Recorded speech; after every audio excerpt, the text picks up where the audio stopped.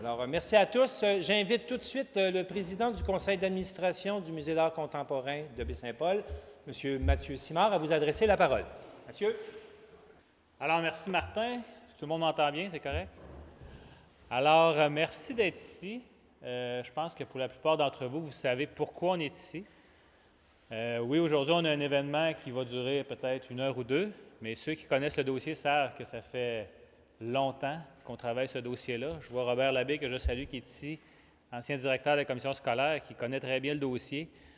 On parle de l'acquisition d'école Thomas Tremblay.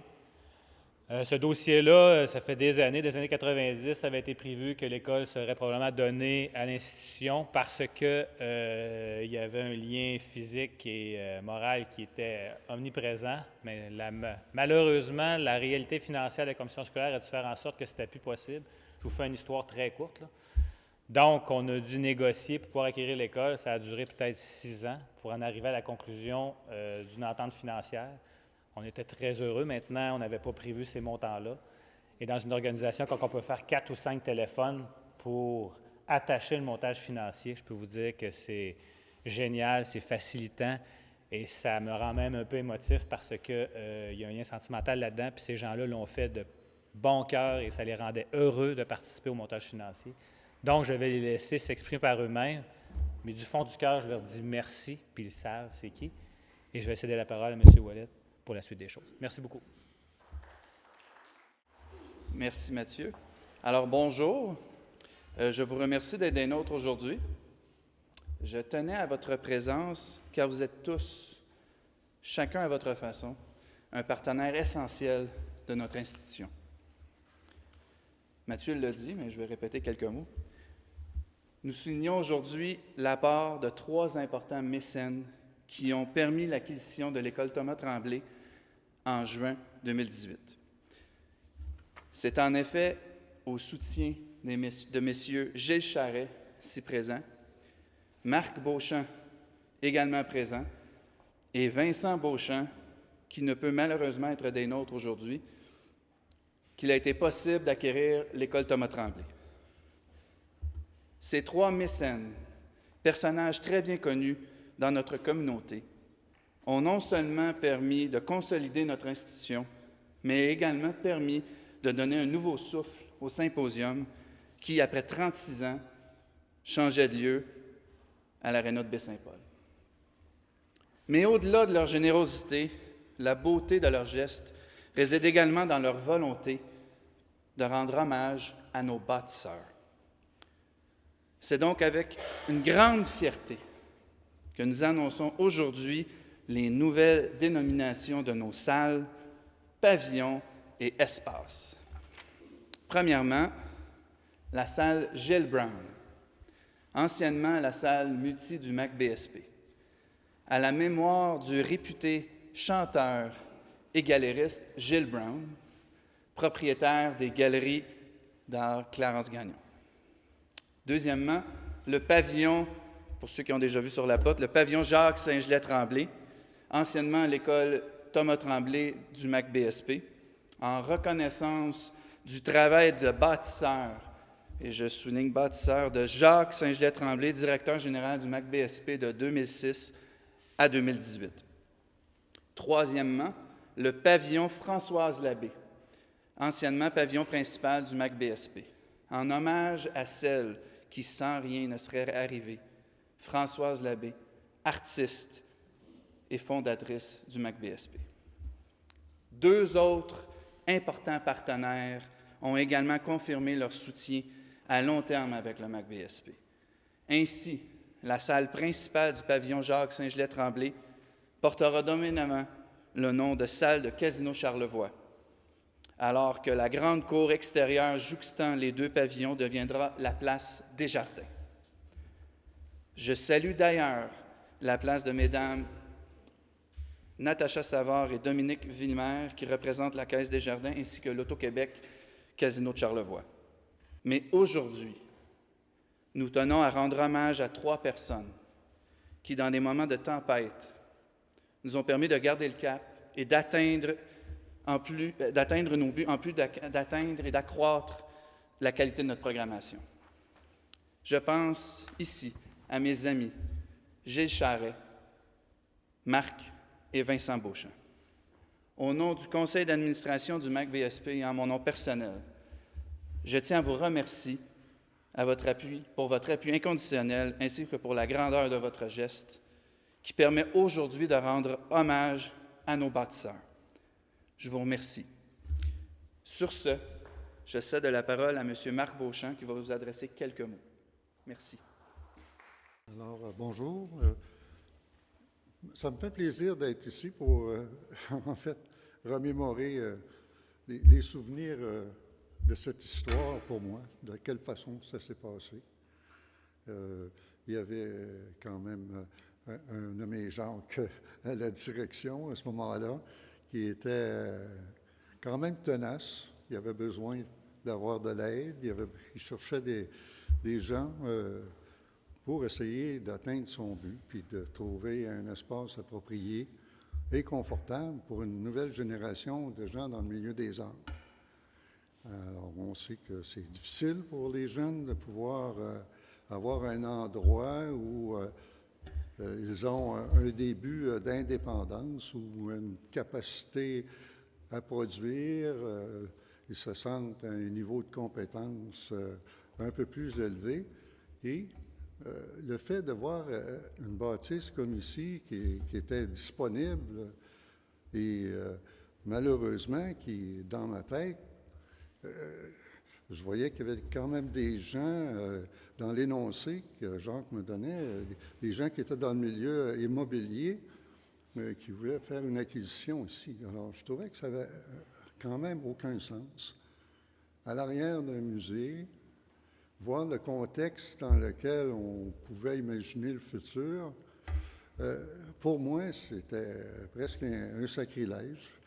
Je suis pas de la région de Charlevoix, mais je me disais, Seigneur, moi, je suis venu établir une galerie ici dans le but que mes artistes sentent dans nos autres galeries qu'on a un lien affectif avec un endroit comme les Saint-Paul, qui représente le monde des arts pour la province de Québec. Tout le monde est fier, qu'on soit montréalais, qu'on soit de n'importe quel endroit, rêvent tous de venir faire une petite vacance, un séjour dans la région des arts. Pour eux autres, c'est une ville d'artistes.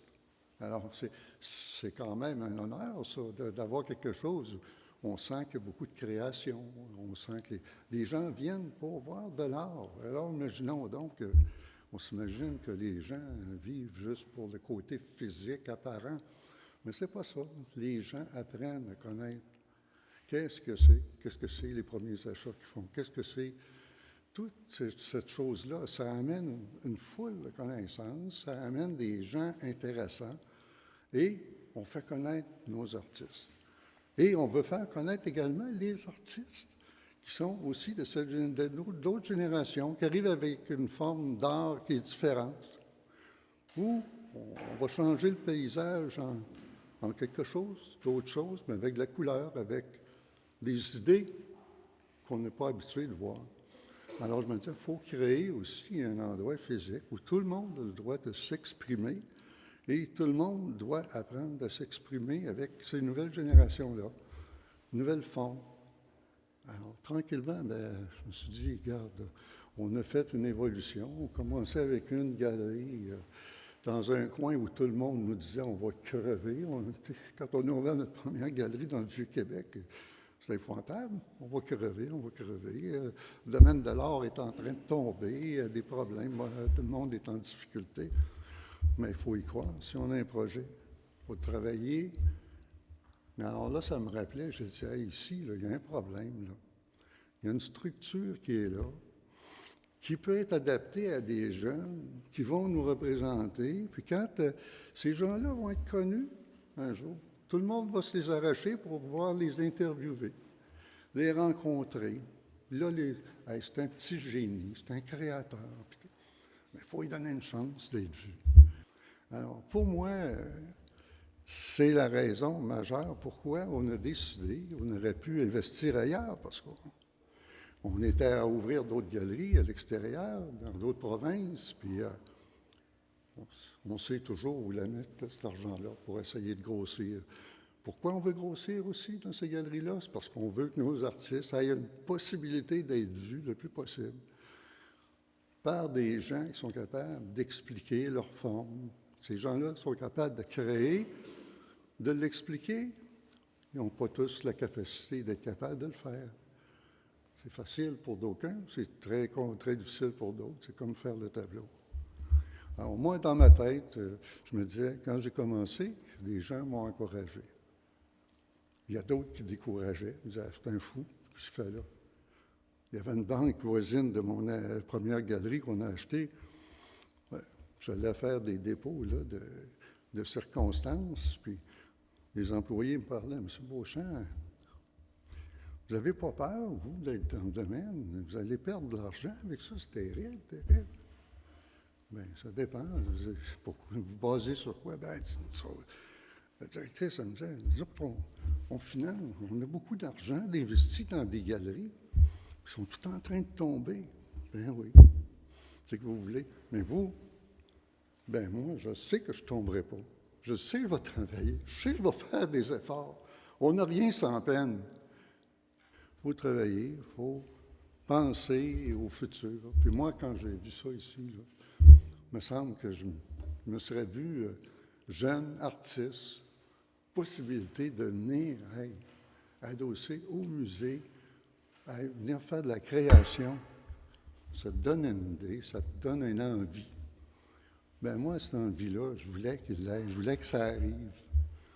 Faire un condo, faire un stationnement public, c'est bien beau. Mais faire que des Québécois, des jeunes qui vont pouvoir être exposés, vendus dans le monde entier, bien, pour moi, c'est une richesse.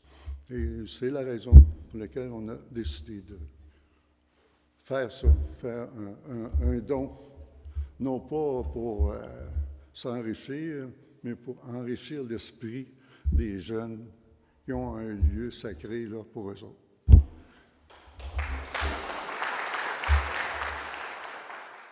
Bonjour, merci d'être ici. Quand j'ai décidé de faire l'offre au musée pour, disons, le financement de l'acquisition de l'école, je me disais, il faut qu'il y ait des conditions reliées à ça. Parce que pour moi, je considérais que dans la région, il y a des gens très importants qui ne sont pas politiques, qui ont fait beaucoup pour la région au niveau des arts, et que je pensais que c'était normal, dans ce moment-là, d'avoir une reconnaissance pour ces gens-là. Fait que quand j'ai fait ma proposition au conseil d'administration, j'ai mis 3 conditions. La première condition, c'est qu'on honore d'une certaine façon Gilles Brown, parce que je considère que Gilles Brown, si on se rapporte dans les années 75, tous les centres-villes au Québec se vidaient pour les centres d'achat. Et Gilles Brown a été à contre-courant en ouvrant sa première galerie à Baie-Saint-Paul, qui a été suivie par plusieurs autres galeries. Fait que si on a la ville d'art qu'on a aujourd'hui, en bonne partie, c'est à cause de Gilles Brown, qui a ajouté, après coup, il y a d'autres galeries qui se sont ajoutées, qui fait, et M. Beauchamp peut le confirmer, qui fait qu'aujourd'hui, Baie-Saint-Paul, par les autres villes, disons, ce moment-là, autant sur notre territoire qu'au Québec, au Canada, est considéré, disons, ce moment-là, tous les centres-villes des villes voudraient avoir notre centre-ville à Baie-Saint-Paul. Et je pense qu'en partie, c'est grâce à Gilles Brown qu'il y a eu l'idée de créer, disons, un centre d'art à Baie-Saint-Paul. Ça fait que ça, moi, je dois beaucoup à Gilles. Il a été, pendant des années, disons, un propriétaire de galerie très respecté dans la région. Et malheureusement, il est décédé. Mais je pense que, disons, à ce moment-là, il a apporté beaucoup pour la région. L'autre, Françoise Labbé. Moi, j'ai connu Françoise Labbé. Je suis arrivé ici en 90. A tenu le centre d'art à ce moment-là sous ses bras pendant des années. Il y avait beaucoup de gens, parce qu'il ne faut pas oublier qu'à cette époque-là, l'art, disons, à ce moment-là, du paysage était très, très, très présent, et elle était plus en art contemporain. Et, disons, elle avait beaucoup de bâtons dans les roues pour faire ce qu'elle a fait. Moi, je considère que, malheureusement, elle aurait dû avoir son musée de son vivant. Malheureusement, il y a eu des bâtons dans les roues qui ont fait qu'elle n'a pas pu avoir son musée, mais ça reste que, pour moi, le musée, présentement, c'est le musée de Françoise Labbé. Et je pense que tous les gens de la région doivent beaucoup au Labbé à cause de ça. Le troisième, moi, je me rappelle quand, disons, Jacques Saint-Gelais est arrivé ici. disons, ça allait pas tellement bien. Disons, il y avait plein de chicanes au niveau du musée. Le musée était déficitaire, était tout près de la faillite à ce moment-là. Et Jacques a pris ça en main pendant 14 ans. Et les 14 années que Jacques a été au musée, il n'y a jamais eu une perte. Quand avant, il y avait beaucoup de pertes, puis on était proche de la faillite. Et c'est pour ça que je considère, disons, puis Jacques, au niveau du dossier de l'école, a travaillé très, très fort pour réaliser le dossier de l'école. Et moi, je considère que c'était justifié de donner le nom de l'école à Jacques Saint-Gelais-Tremblay. Ça, moi, je considère beaucoup, beaucoup. Et quand j'ai fait la proposition aux gens du conseil d'administration, j'ai dit c'est conditionnel à ces 3 choses-là. Autant le CE et le CA ont accepté à 100 % que ces conditions-là soient respectées. Ça fait que ça me faisait très, très plaisir que ça soit respecté.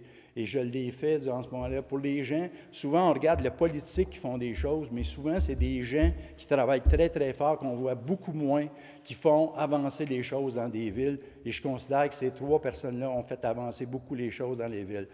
Mais demain matin, pour moi, puis ça, je me le dis à mon nom propre, si le musée et les galeries ferment à Baie-Saint-Paul, l'économie de la région de Baie-Saint-Paul va diminuer beaucoup, beaucoup, beaucoup, parce qu'on va chercher de l'argent de l'extérieur, tandis que durant ce moment-là, souvent, c'est une économie régionale, puis ça nous prend cette région-là. Une autre chose, en tant que membre du conseil d'administration, on est des gens qui ont voulu donner de l'argent au musée. Le musée a besoin d'argent. Je sollicite réellement les gens, à ceux qui ont des sous, un petit peu plus de sous, de penser au musée durant ce moment-là, dans leur offre d'argent disponible, parce qu'avec l'acquisition de l'école, disons, le musée, ça coûte beaucoup plus cher et on a besoin de la collaboration des gens qui ont un petit peu plus de sous pour pouvoir faire vivre le musée et rayonner le musée à travers le Canada. Je vous remercie beaucoup.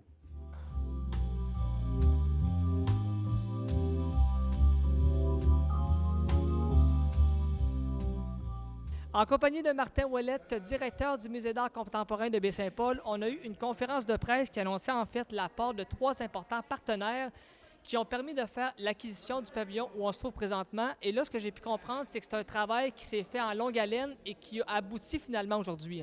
Effectivement, c'est un travail de longue haleine et ça a été nos 3 donateurs principaux qui nous ont permis de faire cette acquisition-là. On dit M. Charret, M. Marc Beauchamp et M. Vincent Beauchamp. Sans eux, effectivement, on n'aurait pas été capable de procéder à l'acquisition de l'école Thomas Tremblay. On peut nommer 3 pavillons, la salle Gilles Brown, le pavillon Jacques Saget-Tremblay, évidemment, comme on le connaît, et le pavillon Françoise Labbé. Alors, 3 pavillons un peu qui viennent marquer 3 personnages importants du musée d'art. Et ça, bien, je pense que c'est un honneur apprécié pour tout ça, là. Oui, c'est tellement, ce sont des grands noms dans la région. Vous le savez, Françoise Labbé, la fondatrice, Gilles Brown, le premier galériste à Baie-Saint-Paul, et un artiste, et un chanteur, un interprète, et un galériste. Et effectivement, M. Jacques Saint-Gelais-Tremblay, l'ancien directeur général, qui, on peut dire, a sauvé l'institution et qui a travaillé des heures de longue haleine, 7 jours sur 7, 20 heures par jour pour pouvoir mener à terme ses projets. Alors, c'est pour ça que notre donateur, M. Gilles Charret, avait exigé ces conditions-là et le conseil d'administration ainsi que la direction ont accepté ces conditions-là à l'unanimité. On a également mentionné durant la conférence que le musée d'art avait eu pendant quelques temps un petit peu un déficit d'argent, mais avec le temps, bon, on a réussi à redresser la pente sans jamais plus voir de pertes finalement. Alors, ce créneau-là un peu vient avancer les choses dans le fait de rendre hommage aussi à ces gens-là. Tout à fait, parce que c'était très bien mentionné que M. Tremblay, Jacques Saint-Gelais-Tremblay, lorsqu'il a commencé à travailler au musée, le musée effectivement était lourdement déficitaire. M. Charret l'a bien expliqué tantôt, le musée était sur le bord de la faillite et ça a été un travail de longue haleine et c'est pour ça que M. Charret aujourd'hui lui rend hommage. Et c'est bien mérité compte tenu du fait qu'il a sauvé l'institution avec ses partenaires et les gens qu'il a pu développer et son réseau qu'il a pu développer.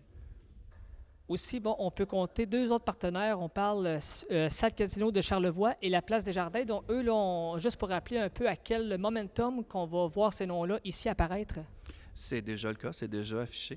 La Place des Jardins, alors, ça sera la cour qui est vraiment attenante aux 2 pavillons, qui portera maintenant le nom Place des Jardins. Et la salle Casino de Charlevoix, qui est la salle dans laquelle nous sommes présentement, la grande salle, la salle principale du pavillon Jacques Saint-Gelais-Tremblay. Cette salle-là, qui, dans le fond, on va offrir à la communauté, des films, on va offrir des colloques, toutes sortes de choses. Ça tiendra dans cette salle principale du pavillon.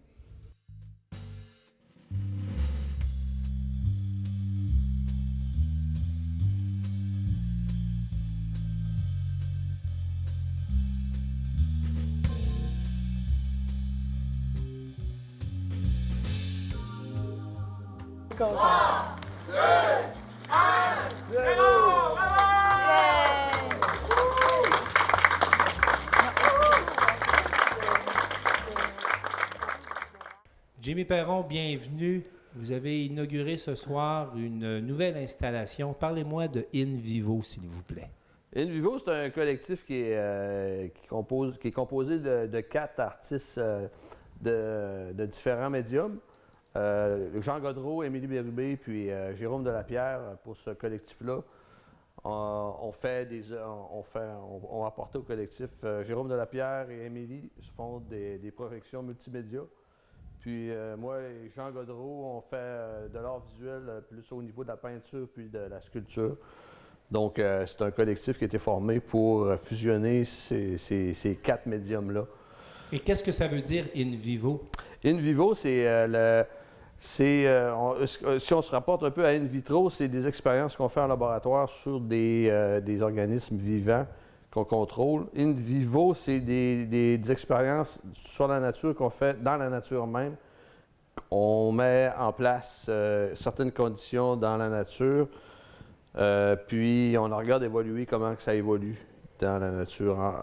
C'est un procédé qui se fait dans la recherche là, scientifique. Mais on voulait l'idée que j'ai eue, c'était d'appliquer ce principe-là au niveau des arts, puis de dire que In Vivo, ça serait quelque chose des éléments qu'on place puis qu'on laisse grandir un peu au niveau, une genre de recherche là, artistique, mais qui s'apparente un peu à la recherche scientifique. Vos pratiques sont différentes, mais qu'est-ce que vous avez en commun, les 4 artistes qui s'est unis pour faire In Vivo? Ben écoute, moi puis Jean Godreau, on travaille beaucoup avec du matériau de récupération, beaucoup. Jean Godreau travaille avec du métal, du cuivre récupéré, qui intègre beaucoup dans ses œuvres. Moi, je travaille dans mes installations, je travaille avec du bois récupéré aussi un peu. Des fois aussi du métal. Puis avec Émilie, on a eu une bonne connexion. On avait à peu près la même vision artistique, puis les mêmes préoccupations artistiques aussi. Donc la fusion s'est faite quand même assez facilement. Et quelle a été votre source d'inspiration commune? La source d'inspiration commune, écoute, c'est une bonne question. Dans le fond, nous autres, c'est Québec profond, votre source d'inspiration. Oui, exact. Dans le fond, moi, ça a commencé, on voulait... Bon, écoute, il y a quelque chose qui est important de ce temps-ci, c'est surtout les conditions climatiques, l'environnement qui est en train d'avoir même des répercussions. Au départ, on entendait parler de ces phénomènes-là un peu partout dans le monde, puis on se disait, bon... Mais aujourd'hui, on a des phénomènes qui se passent ici chez nous. Puis qui modifie notre environnement. Moi, je me souviens, j'étais comme en randonnée en kayak en face de Saint-Joseph-la-Rive, puis je suis tombé sur un gros poisson qui habite dans les tropiques, là, un poisson lune. Je vous invite à faire une recherche, pour aller voir c'est quoi un poisson lune. À Saint-Joseph-la-Rive. À Saint-Joseph-la-Rive. Fait que ça m'a fait un... J'ai eu une impression... J'ai pas de quoi, comme on dit en bon québécois, là. Puis je me suis dit, il y a quelque chose qui se passe d'assez spécial, là. Fait que... Puis ensuite, j'ai vu le reportage de Patrick Bourgeois qui a été présenté au Musée maritime de Saint-Joseph-de-la-Rive sur une goélette. C'était une très belle place pour faire une projection. C'est Vincent Grégoire, avec des filmanthropes, qui avait diffusé le film de Patrick Bourgeois, Québec profond, qui lui filmait le fond du fleuve Saint-Laurent dans le coin de la Basse-Côte-Nord. Puis l'effet sur la cabine de goélette, puis la faune aquatique qui a réussi à filmer là, moi, ça m'avait complètement fasciné. Ça fait que quand on discutait un peu de l'environnement, etc., ça m'est revenu en tête ce film-là. Puis là, je me suis dit, bon, écoute, on va prendre ce court-métrage-là, puis on va faire quelque chose avec ça. Donc, Jérôme Delapierre puis Émilie Bérubé, moi, je les ai invités à faire une œuvre d'art avec ce film-là, dans le fond, pour intégrer à nos installations. Ça fait que ça fait comme une espèce de décor un peu lyrique là, du fleuve Saint-Laurent, mais complètement déjanté. Là. Ça fait que, Parlons de la sculpture que vous avez faite. On est habitué d'avoir un Jimmy Perron peintre. On voit apparaître un Jimmy Perron sculpteur. Oui, ben, j'en fais depuis un bout, là, mais ça prend sa place tranquillement, oui. Oui. En quoi c'est différent comme... on peut comprendre que c'est différent comme travail, mais est-ce que c'est différent comme démarche artistique? Complètement, oui. Non, c'est complètement différent. On explique les différences comment? Ben, la matière première est complètement différente. Tu travailles sur une œuvre que tu es capable d'avoir une peinture, t'avouer, puis c'est un angle. Alors, quand on parle de sculpture, bon, ben là, tu te promènes autour de la sculpture, puis il faut que tu composes avec... faut que tu réussisses à faire une œuvre qui va être regardable tout le tour. Hein, tu sais. Puis le matériel, les outils utilisés, on peut avoir bien du fun avec ça. Là, puis, ouais. Alors, c'est comme un nouveau champ de la pratique qui est en train de s'ouvrir, Jimmy? Oui, absolument. Ouais. Moi, je veux sans laisser la peinture, je veux continuer à explorer là, les formes de sculpture. Qu'est-ce que, dans la sculpture in vivo comme telle, qu'est-ce qui a été l'inspiration? De où on a puisé l'inspiration pour faire une sculpture comme celle-là, qui, oui, est assez déjantée? Bien, ça a commencé avec, je vous dirais, ce qu'ils appellent le Paysard, le festival Paysard qui se fait depuis quelques années ici dans Charlevoix. J'avais fait déjà une œuvre en lien avec... je participais au Festival Paysard, puis j'avais fait une œuvre à l'île aux Coudes, dans le milieu d'un champ, là, avec une sculpture monumentale là, qui était au milieu du champ, qui était composée de racines, puis que j'avais fini en blanc, là, qui était comme un peu une œuvre glaciale. Puis il y a le musée d'art contemporain aussi qui a une œuvre, le banc public qui est à l'extérieur du musée. C'est un peu dans le même esprit. J'ai fait un banc avec la Fabrique culturelle de Télé-Québec là, qui m'avait fait une commande pour faire un banc, puis il est encore là présentement, encore au musée. Puis c'est ça, c'est vraiment de réinterpréter la racine, puis de la déformer pour faire une œuvre. Là. Est-ce qu'il y a un style de sculpture qui est en train d'apparaître? Bon, on peut dire ça, ouais. Ouais. Bon, on essaie d'avoir quelque chose qui est une ligne directrice dans les sculptures là, qui va se répéter. Là, mais c'est fun. Je pense que j'ai trouvé un bon filon. Là. Ouais. Jimmy, merci beaucoup. Bien, merci beaucoup, Martin. Puis je te remercie de ta présence ici.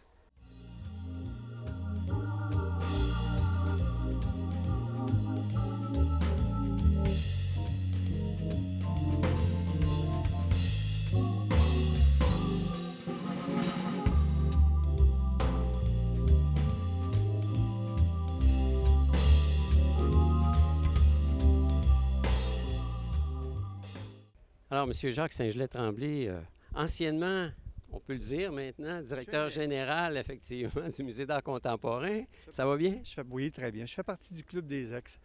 Puis là, avec le nom sur l'écran, je suis un bien culturel ambulant. Effectivement, parce que là, il y a plusieurs choses qu'on célèbre en fin de semaine, dont, entre autres, l'école Thomas Tremblay qui a été rebaptisée le pavillon Jacques Saint-Gelais-Tremblay. Ça veut dire que là, on va faire partie, comme on dit, de l'histoire, parce que là, le nom est gravé, là. C'est dur d'assimiler ça dans ce sens-là, mais il faut le prendre. Il y a quelqu'un qui m'a dit, Jacques, dans la vie, il faut savoir recevoir les bêtises puis les difficultés, mais il faut aussi recevoir les compliments. Et c'est comme ça que je l'ai pris. Bon, je me dis, si les gens ont voulu que ce pavillon-là porte mon nom, c'est que j'ai quand même fait quelque chose de bien. Alors, je me dis, on l'a apprécié. Alors, remercie-les de t'apprécier. Ça a été pour ça, c'est ma façon, moi, de le vivre, ça. Mais vous savez, je dis souvent, à travers mon nom, voyez le vôtre. Parce que si j'ai fait du bon travail, je pense qu'en avoir fait du bon, c'est grâce à tous les gens avec qui j'ai travaillé. Ça a été plusieurs années d'efforts, ce travail-là, là, d'intégrer l'école au musée. Ça date de quand, là? Ah, ben écoutez, moi, ça date de 2006. C'était dans ma vision quand je suis arrivé en fonction qu'il fallait récupérer ce bâtiment-là, que c'était vraiment important. C'était une continuité logique. D'ailleurs, mon prédécesseur, Françoise Labbé, avait fait un projet là-dessus. Ça allait de soi que cet équipement-là retourne à la communauté. Ça ne pouvait pas redevenir un bien privé. Il avait été payé par les contribuables. Alors, il fallait que ça revienne à la communauté. Alors aujourd'hui, en 2018, on a su qu'effectivement, vous aviez réussi à acheter l'école. Donc, c'est devenu propriété. Puis aujourd'hui, ben, c'est maintenant, on le rebaptise, c'est le pavillon Jacques Saint-Gelais-Tremblay. Ah oui, puis écoutez, je suis honoré. C'est tout ce que je peux dire. Monsieur Tremblay, outre cela, je vous demandais à micro fermé, parce que là, vous venez de faire paraître un deuxième livre qui s'appelle L'Enfant, recueil de nouvelles. C'est pas depuis votre retraite que vous l'avez écrit, là.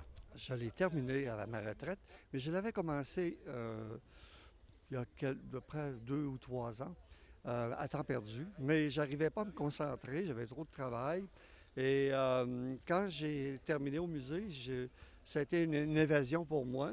Ça a été une façon de me restituer, de réfléchir et d'écrire, terminer ce livre qui me tenait à cœur. C'est un beau petit livre que j'adore, que j'ai aimé écrire parce que c'est un peu moi, mais c'est tous les enfants de Baie-Saint-Paul qui racontent des personnages du village, mais ces personnages-là soulèvent des problématiques, des débats qui sont encore d'actualité. Alors, ce n'est pas un livre d'autrefois, il faut le voir comme un livre de débat d'aujourd'hui. Et c'est comme ça que je l'ai écrit, dans l'objectif de semer une discussion. Alors, j'espère qu'il atteindra son objectif. Donc, c'est l'enfance vers le futur, mais avec des sujets d'actualité. Voilà. Je vais vous donner un exemple qui me vient à l'idée parce que je regarde la maison. Alors, il y avait une demoiselle à Baie-Saint-Paul qui s'occupait des échanges Ontario-Québec. Alors, je parle de cette dame-là. Mais je finis avec tout le débat de l'anglais et du français. Continuellement, c'est des personnages comme ça. Alors, ça a été charmant. Je pense qu'il y a des parents peut-être encore qui ont encore des parents de ces personnages-là qui sont vivants. Je les ai abordés avec beaucoup de respect, avec beaucoup de... et je voulais que le témoignage de ces gens-là, dont je parlais, mais qui sont transformés parce que ce n'est pas tout à fait véridique, il y a aussi de la fabulation, hein, parce qu'un enfant, ça fabule. C'est très respectueux de ces gens-là quand même. Alors, je pense pas que ça crée de polémique à ce niveau-là. En plus, l'écriture, il y a des touches artistiques, là, il y a des petits dessins à l'intérieur du livre. Oui, bien, c'est moi qui ai fait les illustrations. Je me suis permis ça. Quand j'étais enfant, moi, je dessinais beaucoup.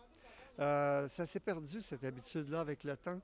Mais je dois vous dire que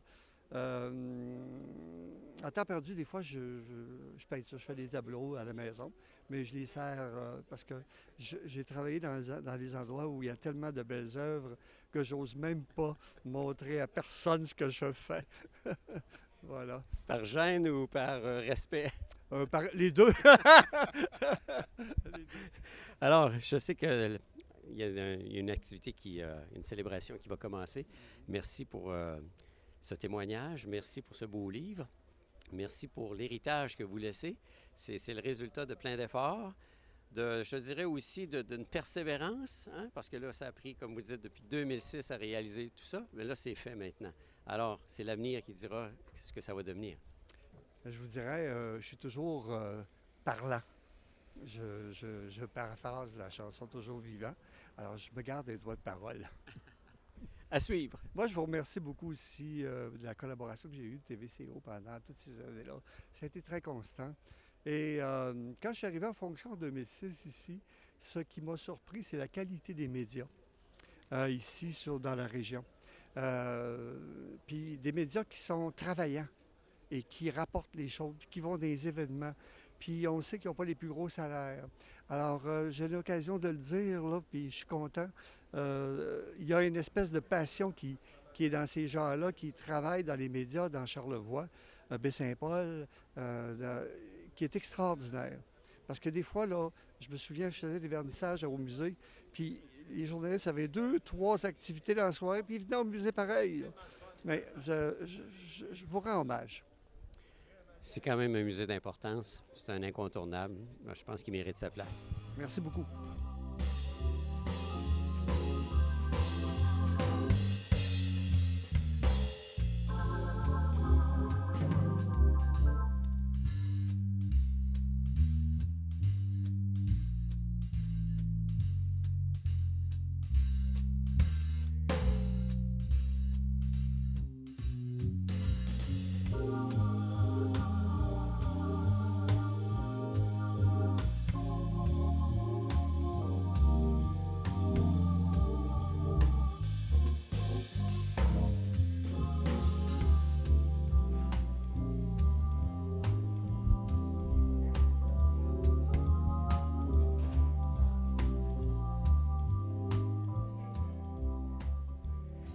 Philippe Chantal du Casino de Charlevoix, bien le bonsoir. Comment allez-vous? Très bien. Et vous, j'imagine aussi, parce que là, on inaugure ce soir une nouvelle salle pour le Casino. Oui, c'est une très belle soirée. On est très excités. En fait, évidemment, je suis ici pour représenter le Casino de Charlevoix et l'Auto-Québec, qui est notre grand partenaire dans cette belle aventure. Donc, on a une grande annonce. En fait, c'est un partenariat, de 3 ans qu'on met de l'avant. Évidemment, la première phase du partenariat, elle commence entre autres cet été. Donc, on va être partie prenante de la programmation, entre autres avec la collection de M. Urtubise et de Rouen également. Donc, ça, c'est une très bonne nouvelle, la participation de l'Auto-Québec. La deuxième phase, évidemment, bien, comme vous le savez, depuis des années, on est en amour avec le symposium. L'Auto-Québec a toujours été un partenaire des régions en termes de culture.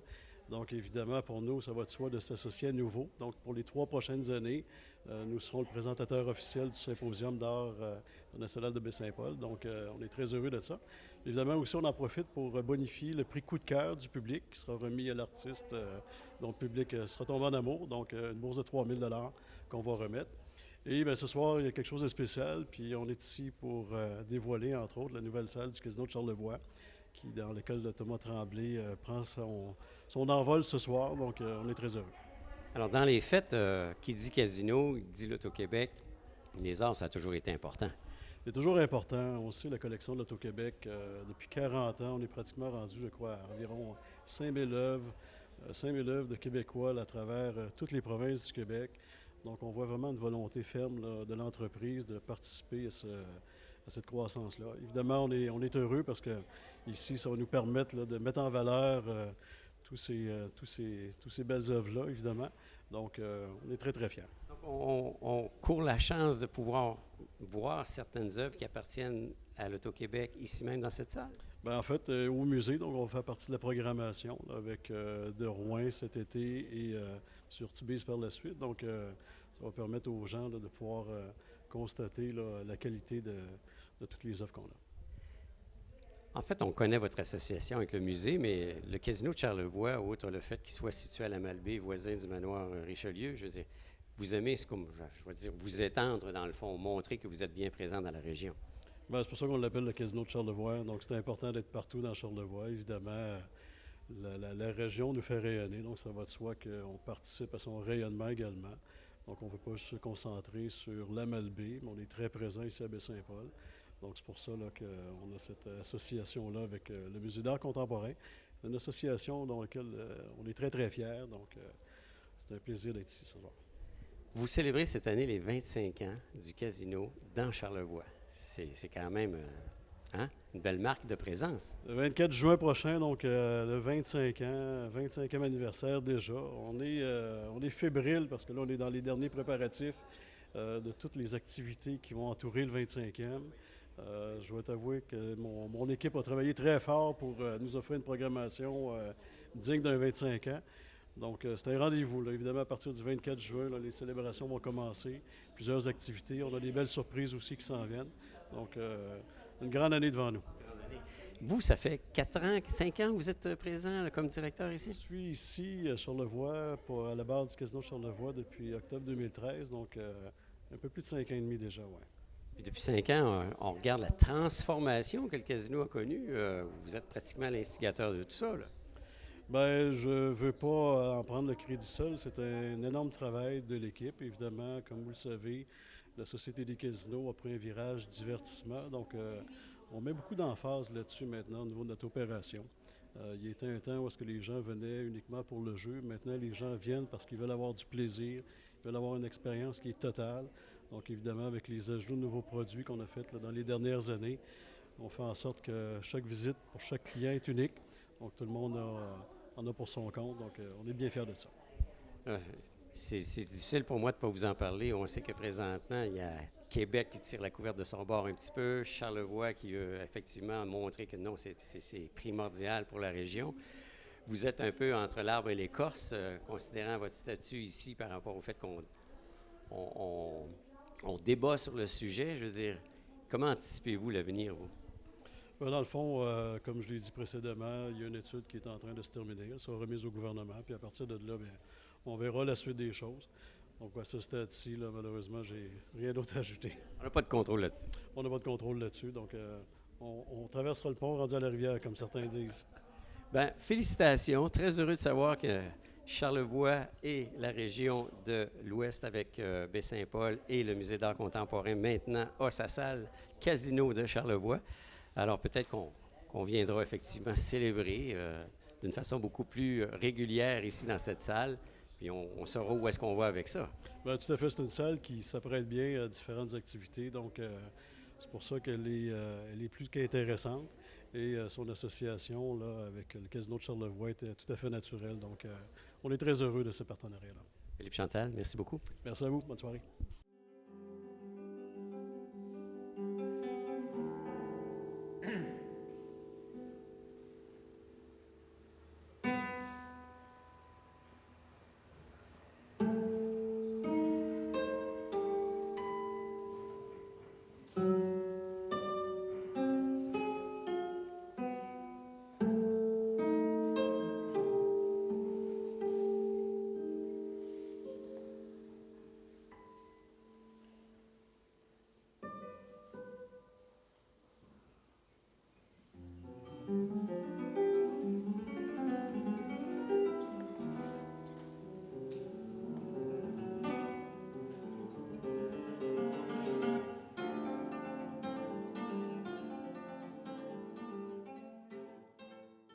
Geneviève Audouin, grande gagnante de La Voix. Bien le bonsoir. Bonsoir, Armand. On est ici aujourd'hui dans le cadre du musée qui fête. Et toi, qui es une fidèle, je pense, au musée, tu vas performer ce soir. Bien, en fait, je performe parce que c'est Jacques. Parce que Jacques a une grande importance pour moi dans ma vie et dans ma vie musicale et ma vie charlevoisienne. C'est le premier qui m'a invité à chanter dans la région avant même que j'ai l'idée de venir vivre ici. J'ai chanté au musée justement quand les travaux avaient été terminés. Et puis, suite à ça, on est resté toujours en contact. Puis quand je suis venue vivre dans Charlevoix, c'est lui qui m'a donné plein d'occasions justement de rechanter dans des événements incroyables tels que le vernissage de Marc Séguin, qui a fait en sorte qu'on s'est rencontrés, qu'on a collaboré ensemble, qu'est né l'album Tableau, dont 4 de ses chansons se retrouvent dessus. Donc, c'est sûr que j'y en dois toute une. Il a contribué à me faire vivre des vraiment beaux moments dans ces lieux qui sont tellement inspirants. De toute façon, chaque fois que je rentre au musée, moi, je suis émue. Fait que là, quand il me fait chanter là, bien, je suis doublement émue. Donc, Jacques, c'était un cadeau pour lui. Ça me faisait juste plaisir d'être là pour lui. C'est une belle complicité, finalement. Tu as un petit peu de ton ADN, effectivement, à l'intérieur des murs du musée. Ben oui, puis écoute, je trouve ça tellement le fun qu'on lui rende hommage comme ça pour tout le travail qu'il a fait, puis la manière dont il a fait rayonner l'art, la culture ici, dans Charlevoix, à Baie-Saint-Paul. Écoute, ça n'a pas de prix, là, tout ce qu'il a fait. Donc, il s'est très mérité, ce qu'il reçoit aujourd'hui comme honneur. on te connaît beaucoup par la chanson, mais est-ce que tu es très sensible en tant qu'artiste à tout ce qui s'appelle les arts visuels, comme ici à l'intérieur du musée? Bien sûr, moi, ça me touche infiniment. Écoute, moi, je suis la plus grande fan de Jimmy Perron. J'aimerais ça avoir le moyen d'en mettre partout sur mes murs chez nous. Je fais moi-même un peu de peinture, mais ma fille, c'est une artiste dans l'âme aussi. J'ai toujours été sensible aux œuvres d'art. Quand j'ai commencé mes premiers voyages, mes premiers voyages en Europe, les premières places où je voulais aller, c'était dans les musées, dans les cathédrales, Donc, oui, c'est vraiment quelque chose qui vient me chercher, l'art. Être devant un Dali pour la première fois, ça provoque beaucoup, beaucoup d'émotions. Ici, on est dans un musée d'art contemporain. Est-ce que c'est plus l'art contemporain qui t'excite ou bien non, c'est assez général? C'est assez général, mais je te dirais que je suis plus touchée par l'art contemporain, ouais. J'aime beaucoup l'audace, j'aime les choses pétées, je suis fan de Marc Séguin, donc ça en dit long sur ce que j'aime. Non, effectivement, parce que lui-même est une figure connue et reconnue maintenant et recherchée. Alors, puis, comme tu l'as mentionné, il t'a aidé aussi dans la production ou du moins dans le financement de la production de ton deuxième album. Oui, dans le financement, mais surtout dans la création, puisqu'il y a 4 textes de lui qui se retrouvent. Il a fait la direction artistique de la pochette. Il a prêté une œuvre qu'on m'a projetée dans le dos. J'ai des loups partout sur ma pochette. Vraiment, il est présent dans tout l'album Tableau. C'est pas pour rien qu'il s'appelle Tableau, hein? Un tableau mobile en plus. La voix, c'est un incontournable maintenant. Qui ne te connaît pas maintenant dans la province? Alors, et qui ne connaît pas aussi l'île, parce que tu l'as souvent mentionné, c'est en train de chambouler passablement toute ta vie quotidienne. C'est sûr que ça chamboule un peu le quotidien, mais c'est vraiment important pour moi de garder un équilibre parce que l'important, c'est la famille. C'est ce que j'ai créé là-bas. Tu sais, là, j'espère que l'auberge va vivre d'elle-même parce qu'évidemment, moi, ça me fait me replonger doublement dans la musique, ce qui était souhaité, ce qui était le but de l'opération. Donc, Fred et moi, mon chum, on commence déjà à travailler sur l'album qui s'en vient. Là, je vais avoir les spectacles avec La Voix Expérience. J'ai plein de projets qui s'en viennent, tout en essayant de mixer ça avec l'auberge, puis en gardant un équilibre avec la famille. Fait que c'est ça. C'est un peu un casse-tête en ce moment, mais je suis capable d'y arriver. J'ai fait ça toute ma vie. Parce que là, ça va être un tourbillon, mais avant, toute ta vie, tu étais principalement dans la région de Montréal. Le fait d'être un petit peu écartelé, on dirait, Charlevoix et Montréal, c'est quand même à une certaine distance. Ça fait en sorte que je peux choisir les projets dans lesquels je veux être. Puis les gens avec qui je travaille sont hyper respectueux du fait que moi, je veux préserver ma vie dans ma région, donc ils sont toujours attentionnés à me faire des blocs de... Quand j'ai des entrevues, des choses de répétition, ils s'arrangent toujours pour que je fasse pas des allers-retours pour rien. J'y vais pour la peine, puis je reviens chez nous. Fait qu'ils sont vraiment cool avec ça, puis ils respectent ça, puis ça, c'est le plus beau des cadeaux. Alors, maintenant qu'on sait que tu as gagné La Voix, là, c'est tous les spectacles, la tournée, En fait, cette année, le concept est différent. Ça s'appelle La Voix Expérience. C'est vraiment une résidence. On est au Capitole. On est installé au mois d'août au Capitole. Puis ensuite, c'est une semaine au Saint-Denis à Montréal. Donc, c'est merveilleux. Moi, c'est à côté. Je suis chanceuse. J'ai pigé le bon numéro cette année. Donc, ouais, je vais être tout près. Je vais être à Québec. C'est le fun. Dis-moi, le fait d'avoir choisi Lara Fabian, qui est une femme chanteuse à voix, tu l'as prouvé toi aussi, tu es une chanteuse à voix et très émotion aussi. Est-ce qu'on peut anticiper potentiellement des collaborations futures? L'avenir le dira, mais c'est sûr qu'avec Lara, il y a une complicité qui s'est créée, puis on a une sensibilité qui se ressemble beaucoup. C'est une femme que j'admire énormément. Écoute, elle m'a inspiré tellement. Juste jaser avec Lara, c'est tellement nourrissant. C'est une femme qui a tellement une facilité à s'exprimer, qui a tellement le mot juste toujours, qui a un bagage de vie et d'expérience musicale incroyable, qui a une carrière internationale. Donc, juste pour ça, ça valait le coup. Et puis, en plus, ça a connecté beaucoup nous deux. Fait que c'est sûr que j'aimerais ça collaborer avec elle. L'avenir le dira. Ça, je peux pas en parler tout de suite. Alors, l'été, à la programmation, effectivement, de la Fascine, il y a plusieurs invités. En fait, c'est toujours une programmation qui vous ressemble à toi et à ton copain. Dans les circonstances, ça suit son cours. Ben oui. Écoute, puis le fait d'avoir fait rayonner la région, évidemment, ça fait en sorte que les spectacles se sont vendus très rapidement cette année. C'est exceptionnel. Je suis vraiment, vraiment fière de ma programmation. Puis je suis fière des gens qui... qui ont décidé d'embarquer dans le jeu aussi, puis qui sont là tout le temps. Déjà, là, à l'auberge, ça a commencé. Il y a beaucoup de gens qui viennent. J'espère que ça va l'être pour tout le monde dans la région, que les gens qui ne savaient pas c'était où Charlevoix, bien maintenant, ils n'ont pas le choix, puis qu'ils diront même plus à Charlevoix. Ils vont dire dans Charlevoix bientôt, même à Radio-Canada. On a très hâte. Moi, j'en entends souvent et j'appelle à chaque fois. Alors, écoute, on va te souhaiter, juste parce que le spectacle s'en vient très bientôt, un bon succès. Tu vas faire 4-5 tunes? Non, 2 chansons. Une demande spéciale de Jacques, puis une autre cadeau spécial. À suivre. Mais merci beaucoup. Félicitations. Et merde pour le futur, quoi. Eh bien, écoute, merci d'être là toujours pour moi. Merci.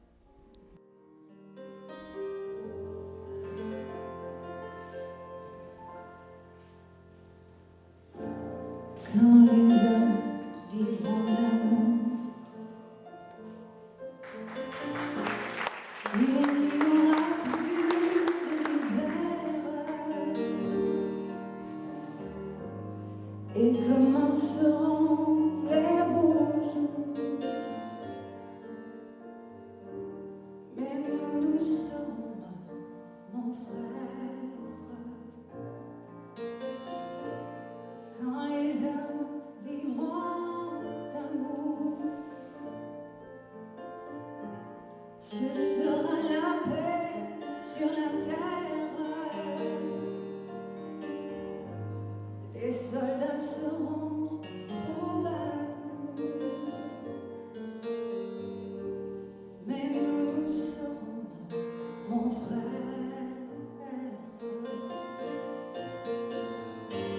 Dans la grande chaîne de la vie, où il fallait que nous passions, où il fallait que nous soyons, nous aurons vu la mauvaise partie. Oh, mais quand les hommes vivront d'amour, il n'y aura plus de misère. Peut-être songeront-ils un jour à nous qui serons morts, mon frère. Nous qui aurons un mauvais jour, dans la haine et dans la guerre, cherchez la paix, cherchez l'amour, qu'ils connaîtront alors, mon frère.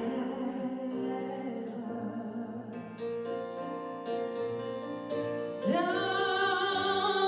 la grande chaîne de la vie, pour qu'il y ait un meilleur temps, il faut toujours quelques perdants. De la sagesse ici-bas, c'est le prix. Mais quand les hommes vivront d'amour, il n'y aura plus de misère. Ceux-là seront troubadours, mais nous serons morts, mon frère.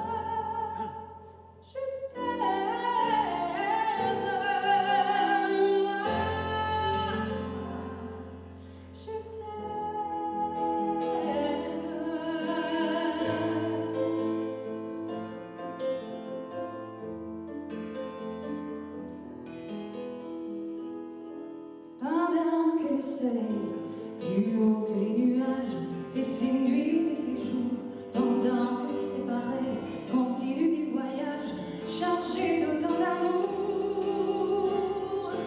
Moi, je t'aime. Moi, je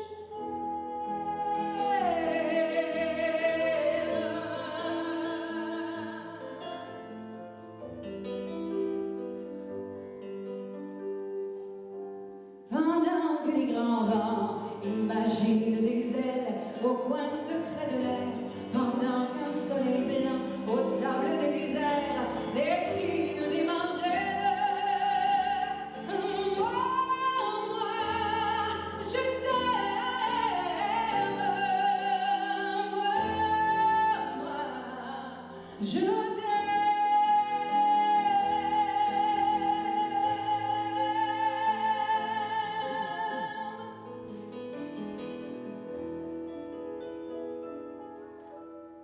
Pendant que les châteaux, en toutes nos espagnes, se font et ne sont plus, pendant que les chevaux, à cavalier perdu, traversent les montagnes. Moi, je t'aime.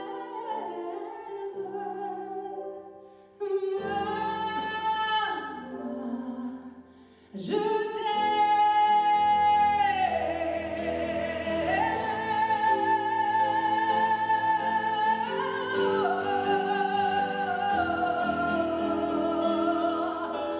pendant qu'un peu de temps habite un peu d'espace en forme de deux cœurs, pendant que sous les temps la mémoire des fleurs d'or sous son toit de glace. Moi,